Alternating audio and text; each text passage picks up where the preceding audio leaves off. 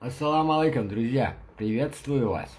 Знаете, в это время сезона сейчас бывает простуда у людей. Грипп, там, ангины всякие. Чтобы у вас этого не было, примите вот этот рецепт, пользуйтесь им, друзья. Смотрите, элементарно, столовую ложечку сахара берете, и его на огне, сахар, столовую ложку, растворили немножко, вот так, чтобы оно темное такое стало, темно-коричневое.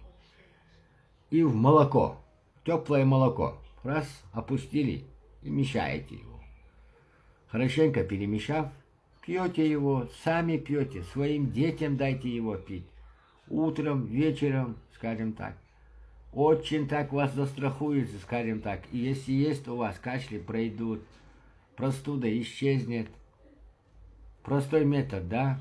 Еще один могу сказать, друзья. Легко и просто. Берем малину, сушеные ягоды малины, 1 столовую ложку. Емкость. Заливаете 250 миллиграмм водой, кипятком. Настояли 15-20 минут. Отсидели куда-нибудь.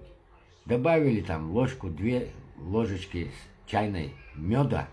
Перемешали, пьете его. Тоже избавитесь от простуды и кашля.